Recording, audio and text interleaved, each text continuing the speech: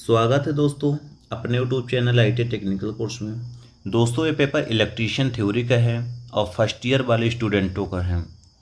Topic का नाम है चालक, अचालक और अर्धचालक। इसके पहले जो 32 क्वेश्चन थे उसके अपलोड कर दिया गया है। वीडियो डिस्क्रिप्शन पे लिंक दी गई है, आप लोग ज़रूर देखना। बहुत इंपॉर्टेंट क्वेश्चन है। आपके अभी जो होने वाले पेपर हैं उसमें से ये सारे क्वेश्चन आने की संभावना है। सारे क्वेश्चन पेपर आप ज़रूर रखिए, इम्पोर्टेंट क्वेश्चन में से यही है। चैनल पे आप लोग नए हो, चैनल को सब्सक्राइब कर लेना ताकि किसी भी प्रकार के पेपर अपलोड कर दिया जाए, वैकेंसी से रिलेटेड जानकारी दिया जाए तो आप लोगों के पास ज़रूर पहुँचे। चलिए आते हैं आज के फर्स्ट नंबर क्वेश्चन पर। 33 नंबर क्वेश्चन है और क्वेश्चन ये बोल रहा है कि विद्युत धारा का क्षरण रोकने, ताप को स्थानांतरित करने व स्वयं न जलने का गुण होता है। ऑप्शन ए है कांच में, ऑप्शन बी है एस्बेस्टस में, ऑप्शन सी है माइका में, ऑप्शन डी है पोर्सलीन में। यानी क्या होता है कि जो विद्युत धारा का क्षरण रोकने के लिए और ताप को स्थानांतरित करने व स्वयं न जलने का गुण किसमें होता है, वो चीज़ होता है माइका में। यानी जो विद्युत धारा का क्षरण रोकने के लिए माइका होता है और ताप को स्थानांतरित करने में स्वयं न जलने का गुण भी माइका में ही होता है। राइट आंसर करेक्ट होगा सी नंबर। अगला प्रश्न है, कैपेसिटर ऑयल फील्ड केबलों में परावैद्युत पदार्थ प्रयोग किया जाता है। जो कैपेसिटर ऑयल फील्ड केबल होती है उसमें जो परावैद्युत पदार्थ होता है प्रयोग किया जाता है वो होता है कागज। Right answer A number correct हो जाएगा, यानी कागज। नेक्स्ट प्रश्न जैसे दिया गया है, यदि तांबे पर रबड़ चढ़ा दिए जाए तो यह तांबे का क्षरण का प्रभाव छोड़ देगी। तांबे को क्षरण से बचाने के लिए प्रयोग किया जाता है। इसका करेक्ट आंसर होगा ए नंबर, तांबे पर टिन की परत चढ़ाकर। क्वेश्चन ये है कि तांबे को क्षरण से बचाने के, तांबे का क्षरण मतलब जंग से बचाने के लिए हम लोग क्या करते हैं, तांबे पर टिन की परत चढ़ाकर उसको क्षरण से बचा सकते हैं। अगला प्रश्न है, सिरोपरिक लाइनों, ट्रांसफार्मर बूसिंग व परिपथ वियोजक के टर्मिनल बूसिंग में प्रयोग होने वाला पदार्थ। सिरोपरिक लाइन जैसे होगा ओवरहेड लाइन में, जो ट्रांसफार्मर बूस व परिपथ वियोजक, परिपथ वियोजक मतलब होता है इंसुलेटर। जो टर्मिनल बूस होते हैं उसके कौन से पदार्थ के बनाए जाते हैं, पोर्सलीन के।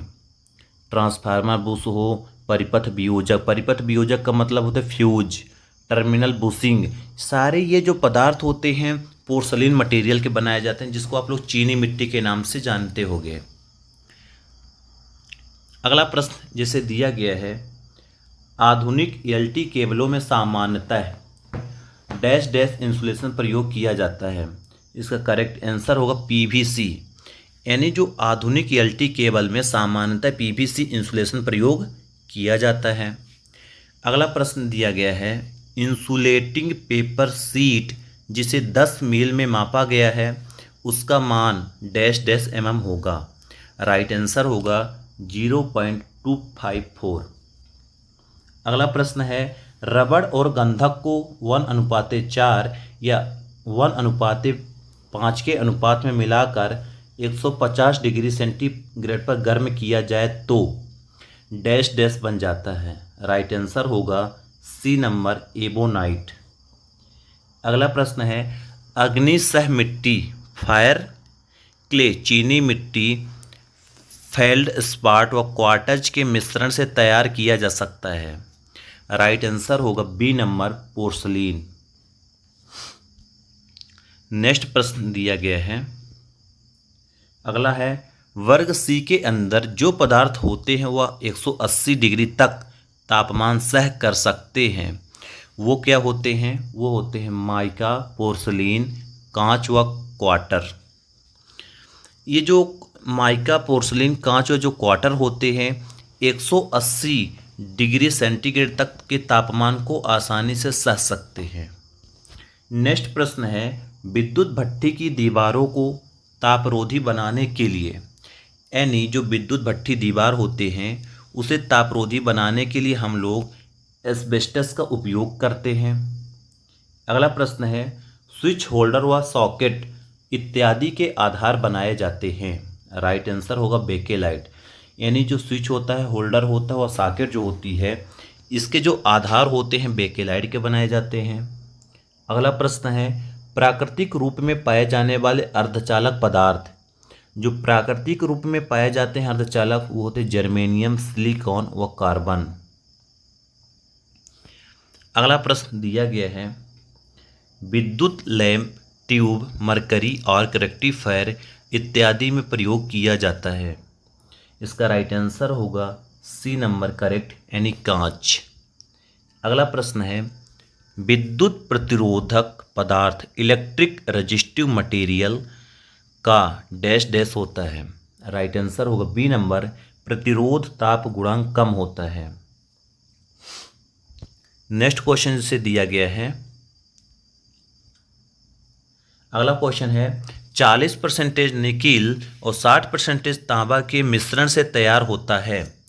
ये होता है eureka. Right answer A number correct हो जाएगा। अगला प्रश्न है एक गीजर के बाहरी आवरण और अंदरूनी टैंक के बीच में किस पदार्थ का प्रयोग किया जाता है। इसका राइट आंसर होगा सी नंबर ग्लास रेशो। अगला प्रश्न है फील्ड रेगुलेटर बनाने में उपयोग होता है। इसका राइट आंसर होगा सी नंबर, यानी यूरेका। जो फील्ड रेगुलेटर होता है यूरेका बनाने के लिए यूज किया जाता है। अगला प्रश्न है एक रोधक पदार्थ का मूल गुण क्या होना चाहिए। राइट आंसर बी नंबर होगा उच्च पराविद्युत शक्ति। एक रोधक पदार्थ जो होता है उसका मूल गुण ये होना चाहिए कि उच्च पराविद्युत शक्ति होना चाहिए। अगला जो से प्रश्न है 84% तांबा और 12% मैग्नीज व 4% निकिल मिलाने से मैग्नीन मिश्र धातु तैयार हो जाती है। अगला है विद्युतीय चालक पदार्थ इनमें से कौन सा एक नहीं है। इसका राइट आंसर होगा सीसा। तांबा, चांदी, एल्युमिनियम इसमें से करंट फ्लो हो सकता है, मगर जो सीसा होता है उसमें से करंट फ्लो नहीं हो सकता। अगला जैसे प्रश्न दिया गया है बोल्ट, मल्टीप्लायर व मानक प्रतिरोध बॉक्स बनाने में उपयोग की जाती है मैग्नीन। यानी मैग्नीन का उपयोग आप लोग प्रतिरोध बनाने के लिए यूज कर सकते हो। अगला प्रश्न है सॉलिड चालक की अपेक्षा आदर्श चालक के क्या लाभ हैं। इसके राइट आंसर होगा ए नंबर, अधिक लचीलापन होता है। प्रश्न नंबर अगला है हीटिंग एलिमेंट बनाने में सबसे अधिक उपयोग होता है। राइट आंसर होगा नाइक्रोम। अगला प्रश्न है विद्युत हीटर की कनेक्टिंग लीड में किस पदार्थ का इंसुलेटिंग सामग्री उपयोग होता है। जो विद्युत हीटर होता है उसके जो कनेक्टिंग लीड होती है उसमें से पोर्सिलिन पदार्थ का उपयोग किया जाता है। नेक्स्ट प्रश्न दिया गया है एक सीसा अम्ल बैटरी में ऋणात्मक प्लेट का पदार्थ वो शुद्ध लेड का होता है, पीबी का बना होता है। अगला प्रश्न है तांबा चालक की प्रतिरोधकता कितनी होती है।